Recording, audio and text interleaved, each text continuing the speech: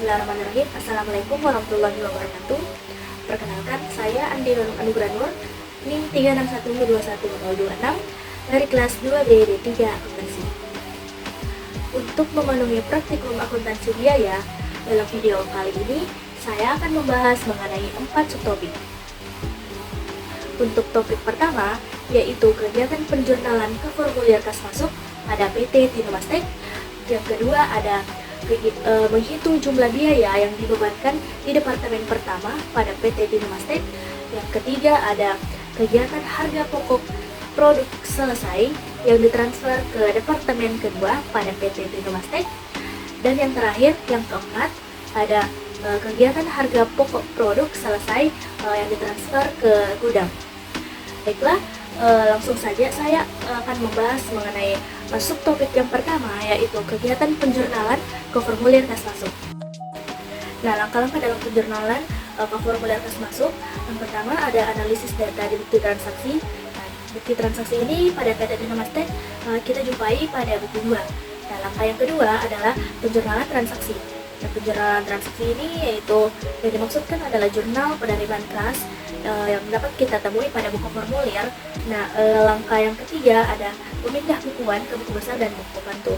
Nah, setelah kita masukkan ke formulir, selanjutnya kita peta-petakan atau kita masukkan ke dalam buku besar dan buku pembantu sesuai dengan akun dan nomor akun yang tertera. Nah, langkah yang keempat ada penyusunan formulir kas masuk dalam buku formulir. Nah, langkah ini dapat kita jumpai pada jurnal penerimaan kas pada buku formulir. Nah, praktik untuk memiliki sistem akuntansi yang baik dan disiplin dalam mencatat setiap transaksi kas masuk yang akurat. Nah, proses yang teratur dan terkontrol akan membantu pencegahan kesalahan dan memastikan keuangan perusahaan dalam teratur. Selain itu, peraturan perusahaan juga harus mematuhi kebijakan dan regulasi keuangan yang berlaku. Selanjutnya kita akan membahas contoh bukti kas masuk. Dapat teman-teman lihat pada slide yang saya tampilkan di samping. Ada 2 contoh bukti kas masuk. Yang pertama dari PT Batik Kencana Solo, yang kedua dari PT Gaya Busana Semarang. Nah, yang contoh pertama yaitu PT Batik Kencana Solo. Di sini dapat kita lihat penerimaan pembayaran dari PT Batik Kencana Solo sesuai dengan faktur nomor 130/XB/87 dengan perincian harga kainnya seharga Rp2.280.000. Kemudian PPN-nya 10%, sejumlah Rp282.000 dengan total pembayaran Rp3.109.000. Kita analisis terlebih dahulu, ini sebenarnya transaksinya transaksi seperti apa. Ternyata di sini penerimaan pembayaran. Berarti kalau kita menerima pembayaran, berarti uang kita bertambah, otomatis kasnya di debit. Nah, kasnya jurnal yang sesuai itu kas pada piutang dagang. Nah, masing-masing Rp3.102.000. Nah, contoh yang kedua yaitu bukti kas masuk pada PT Gaya Busana Semarang. Nah, di sini dapat kita lihat yaitu penerimaan pembayaran dari PT Gaya Busana Semarang dengan harga kain Rp5.040.000, PPN-nya 10%, sejumlah Rp504.000. Jadi total pembayaran yaitu Rp5.544.000. Nah, kita analisis lagi terlebih dahulu. Tapi kasusnya sama seperti yang tadi. Jadi jurnal yang sesuai yaitu kas pada piutang dagang masing-masing Rp5.544.000. Nah, selanjutnya akan kita bahas mengenai contoh formulir penerimaan kas. Nah, dapat teman-teman lihat jurnal penerimaan kas itu bentuknya seperti tanggal ini, ada formatnya tanggal, keterangan, nomor BKM, debit kredit. Nah, sesuai dengan contoh yang pertama tadi yaitu pada PT Batik Kencana Solo, jurnalnya tadi kas pada piutang dagang. Jadi kita masukkan ke dalam jurnal penerimaan kas pada kolom kas dengan nomor akun 111 sejumlah Rp3.102.000 dan di kolom kredit piutang dagang dengan nomor akun 1131 sejumlah Rp3.102.000. Nah, untuk contoh yang kedua yaitu pada PT Gaya Busana Semarang yang transaksinya itu terjadi pada tanggal 5 dengan nomor BKM 3, di kolom debit yaitu kas dengan nomor akun 111 sejumlah Rp5.544.000 dan di kolom kredit piutang dagang 1131 dengan jumlah Rp5.544.000. Nah, setelah kita lakukan penjurnalan penerimaan kas semuanya, langkah selanjutnya yaitu kita rekap semua nilai-nilai tadi, nah sesuai dengan nomor akunnya. Nah di kolom debit tadi ada penerimaan kas dengan nomor akun 111. Tadi ada 2 transaksi yang terjadi di sana. Nah kita jumlahkan, kemudian kita masukkan ke dalam rekapitulasi dengan nomor akun kas sejumlah 8.646.000. Di kolom kredit ada piutang dagang dengan nomor rekening 1131 sama jumlahnya dengan kas tadi dengan jumlah 8.646.000. Untuk jumlah rekapitulasi ini jumlah nominal di debit dan kredit itu harus sama atau harus balance. Nah untuk materi pertama telah selesai, selanjutnya kita melangkah ke materi kedua. Selanjutnya untuk laporan biaya produksi seksi persiapan dapat teman-teman lihat pada slide samping. Nah, di sana ada tertulis mengenai laporan biaya produksi seksi persiapan pada PT Tinomastek bulan Januari 1988. Dengan data produksi, ada biaya yang dibebankan seksi persiapan, dan ada perhitungan biaya. Nah, untuk menghitung jumlah biaya yang dibebankan di departemen pertama, langkah-langkah yang harus dilakukan ada 4. Nah, yang pertama kan ada produk dalam proses awal. Teman-teman bisa lihat pada data produksi itu sejumlah 25.300, kita ambil dari soal yang saya tampilkan tadi yang pertama. Nah untuk itu kan ada BDP pada jurnal memorial. Nah penyesuaian kembali untuk membebankan persediaan dalam produk dalam proses awal seksi persiapan ke rekening BDP. Nah untuk langkah yang kedua yaitu BDP yang dibebankan.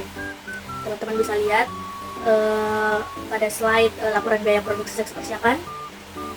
Nah, di sini rekap biaya dan alokasi BOP. BOP di sini yang dimaksudkan ada BBB dan BTK.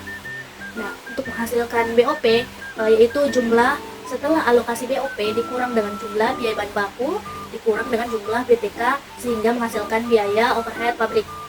Nah, selanjutnya langkah yang ketiga yaitu total biaya. Untuk menghasilkan total biaya pada kolom ini ya kita dapat dari produk dalam proses awal ditambah dengan biaya dalam BDP dalam. Nah yang langkah yang ketiga yaitu total biaya. Yang ini kita dapat dari produk dalam proses awal ditambah dengan BDP yang dibebankan sehingga menghasilkan total biaya. Nah langkah yang keempat yaitu jumlah biaya yang dibebankan departemen pertama. Dan untuk menghasilkan ini kita dapat lihat pada slide ketiga tadi yaitu laporan biaya produksi seksi persiapan. Nah di situ total biaya senilai 152.727.175 rupiah itu didapat dari total biaya bahan baku ditambah total biaya tenaga kerja ditambah dengan total biaya overhead pabrik. Nah mungkin teman-teman bisa lihat di samping dari total biaya itu ada biaya per kilogram. Nah mungkin teman-teman bertanya nilainya dapat dari mana? Nah di situ pada biaya per kilogram itu nilainya dapat dari total biaya dibagi unit ekuivalensi. Nah kan di sini tidak ada kolom yang menyatakan untuk mencari unit ekuivalensi. Jadi saya menambahkan sendiri untuk unit ekuivalensi itu untuk mendapatkan biaya per kilogram. Nah, unit ekuivalensi ini didapat dari persediaan PDP akhir dengan tingkat penyelesaian kan untuk biaya bahan baku itu 100%. Nah, untuk biaya konversi itu 75%. Biaya konversi itu kan mencakup BTK dan BOP dengan jumlah 2.100 kg. Nah, biaya tersebut dikali dengan nilai per KG. Nilai per KG produk ditambah dengan produk selesai yang ditransfer ke seksi pertemuan. Nah itu untuk menghasilkan unit ekuivalensi. Nah setelah didapat hasil unit ekuivalensi barulah kita melangkah ke biaya per KG. Total biaya dibagi unit ekuivalensi. Ya itulah tadi materi mengenai menghitung jumlah biaya yang dibebankan di departemen pertama. Selanjutnya kita melangkah ke materi ketiga. Materi yang ketiga yaitu harga pokok produk selesai yang ditransfer ke departemen kedua. Nah, teman-teman bisa lihat untuk format laporan biaya produksi seksi persiapan seperti yang saya tampilkan tadi. Nah, di situ kan sudah saya jelaskan beberapa. Saya hanya ingin melanjutkan bagaimana cara mendapatkan HPP produk selesai yang ditransfer ke departemen kedua. Nah, formatnya sama seperti tadi, saya hanya ingin melanjutkan. Nah, di situ kan ada perhitungan biaya pada kolom yang saya lingkari. Nah, di situ kita melihat harga pokok produk selesai yang ditransfer ke departemen kedua. Departemen yang kedua yang dimaksudkan di sini adalah departemen seksi pertenunan. Nah, departemen pertama kan seksi persiapan, departemen kedua itu seksi pertenunan. Bagaimana caranya mendapatkan harga pokok produk selesai yang ditransfer ke departemen pertenunan? Nah, untuk mendapatkan HPP produk selesai yang ditransfer ke seksi pertenunan itu kita tadi kan sudah saya jelaskan mengenai cara mendapat biaya per KG. Nah, untuk mendapatkan HPP produk selesai yang ditransfer, kita kalikan biaya per KG dikali dengan produk selesai yang ditransfer ke seksi pertenunan, itu sejumlah 25.300 kg. Nah, jadi 5.583,79 dikali 25.300 sehingga menghasilkan Rp141.269.887. Nah, pada bagian perhitungan biaya ini juga terdapat harga pokok produk dalam proses. Harga pokok produk dalam proses ini ada biaya bahan baku, biaya tenaga kerja, dan biaya overhead pabrik. Nah, untuk mendapatkan harga pokok produk dalam proses akhir biaya bahan baku itu biaya per KG, biaya bahan baku dikali dengan nilai persediaan produk dalam proses akhir, kemudian dikali dengan persentase tingkat penyelesaian BBB. Nah, tingkat penyelesaian BBB di sini biaya bahan baku itu kan 100%. Nah, selanjutnya untuk tenaga kerja dan BOP caranya sama, yaitu biaya per KG BTK ataupun BOP dikali nilai persediaan produk dalam proses akhir dikali dengan persentase tingkat penyelesaian biaya konversi. Biaya konversi ini kan mencakup BTK dan BOP senilai 75%. Nah, hasilnya yaitu Rp152.727.154,69. Nah, untuk menghasilkan jumlah biaya yang dibebankan seksi persiapan yaitu dengan cara HPP harga pokok produk selesai yang ditransfer dikurang hasil penjumlahan HPP dalam proses akhir BTK, BOP, BBB sama dengan jumlah yang dibebankan di departemen pertama. Ini laporan biaya produksi itu apa sih? Nah, laporan biaya produksi itu adalah sebuah laporan keuangan yang menjanjikan rincian biaya-biaya yang terkait dengan proses produksi suatu perusahaan. Tadi kita sudah membahas mengenai biaya bahan baku, biaya tenaga kerja, biaya overhead pabrik. Nah, laporan ini mencakup semua biaya terkait dengan pembuatan barang atau penyediaan jasa dalam periode tertentu. Laporan biaya produksi memiliki tujuan untuk membantu menunjukkan pemangku kepentingan dalam memahami dan mengelola efisiensi dan efektivitas proses produksi. Itulah tadi materi ketiga, yaitu kegiatan harga pokok produk selesai yang ditransfer ke departemen 2. Selanjutnya materi yang terakhir, yaitu materi keempat. Ya, materi yang keempat yang akan saya jelaskan mengenai kegiatan harga pokok produk selesai yang ditransfer ke gudang. Nah, untuk formatnya dapat teman-teman lihat di samping, yaitu laporan biaya produksi seksi persiapan. Nah, untuk formatnya dapat teman-teman lihat di samping, yaitu laporan biaya produksi seksi pertenunan. Caranya seperti sama yang tadi pada seksi persiapan. Cuman ini kan seksi pertenunan dari departemen kedua. Nah, yang diminta yaitu harga pokok produk selesai yang ditransfer ke gudang.